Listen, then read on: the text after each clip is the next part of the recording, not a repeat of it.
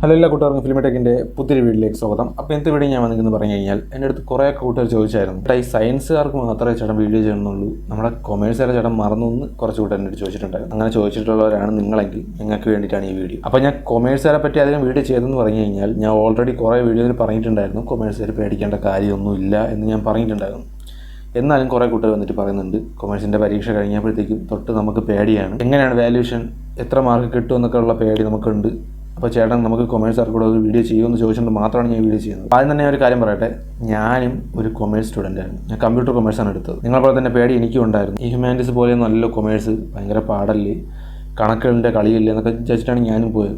പക്ഷേ സംഭവം അവിടെ ചെന്നപ്പോഴത്തേക്ക് എനിക്ക് മനസ്സിലായി സാധാരണ ചെയ്യണ പോലത്തെ കണക്കുകളാണ്, ഈ കൂട്ടണയും കുറയ്ക്കണ അങ്ങനത്തെ പരിപാടികളൊക്കെ ഇതിലുള്ളൂ, അല്ലാതെ മറ്റേ എക്സ് അത് ഇതെന്നുള്ള പരിപാടികളൊന്നും ഇതിനകത്തില്ല. അതുകൊണ്ട് തന്നെ അതൊരാശ്വാസമാണ് ഏറെക്കുറെ പേർക്ക്. പക്ഷേ ചിലർക്ക് അതൊന്നും മനസ്സിലായില്ലെന്ന് വരും, കാരണം അതിൻ്റെ കോൺസെപ്റ്റ് മനസ്സിലാക്കി പഠിച്ചു കഴിഞ്ഞാൽ കൊമേഴ്സ് സിമ്പിളായിട്ടുള്ളൊരു സബ്ജക്റ്റാണ്. ഇതൊന്നും ആയിരിക്കില്ല നിങ്ങൾക്ക് അറിയേണ്ട കാര്യം, എങ്ങനെയാണ് ഇതിൻ്റെ വാല്യൂഷൻ എന്നായിരിക്കും നിങ്ങൾക്ക് അറിയേണ്ടത്. സയൻസുകാർക്ക് ഡബിൾ വാല്യൂഷൻ ഉണ്ട് നമുക്കറിയാം, പക്ഷേ കൊമേഴ്സുകാർക്ക് ഡബിൾ വാല്യൂഷൻ ഇല്ല. ഹ്യൂമാനിറ്റീസുകാർക്കും അതുപോലെ തന്നെയാണ്, ഡബിൾ വാല്യൂഷൻ ഇല്ല. ഇനി ഭാവിയിൽ ചിലപ്പോൾ വന്നാലേ ഉള്ളൂ, ഇതുവരെ നിലവിൽ വന്നിട്ടില്ല. അതുകൊണ്ട് തന്നെ ആരും പേടിക്കേണ്ട കാര്യമില്ല.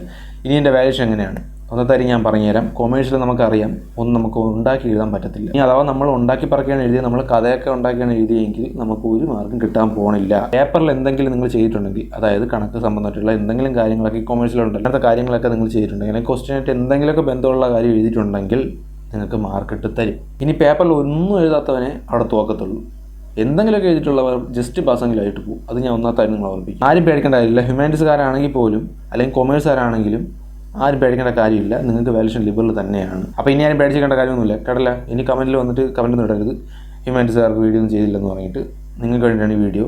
പിന്നെ ഈ വീഡിയോയ്ക്ക് എന്തെങ്കിലും അടിസ്ഥാന ഘടകമുണ്ടോ എന്ന് ചോദിച്ചിട്ടുണ്ടെങ്കിൽ ഞാൻ ടീച്ചർമാരുടെല്ലാം ചോദിച്ചിട്ട് തന്നെയാണ് ഞാൻ വീഡിയോ ചെയ്യുന്നത്, അല്ലാതെ എൻ്റേതായ രീതിയിൽ ഞാൻ ഒന്നും പറയാറില്ല. അവരൊക്കെ പറഞ്ഞ റിപ്പോർട്ട് അനുസരിച്ച് മാത്രമേ ഞാൻ വീഡിയോ ചെയ്യാറുള്ളൂ.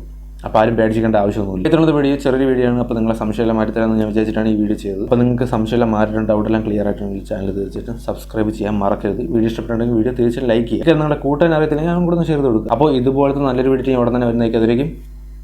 ബൈ. ഇനി നിങ്ങൾക്ക് എന്തെങ്കിലുമൊക്കെ ടോപ്പിക്ക് വേണം എന്നുണ്ടെങ്കിൽ നിങ്ങൾ താഴെ കമൻറ്റ് ഇട്ടാൽ മതി.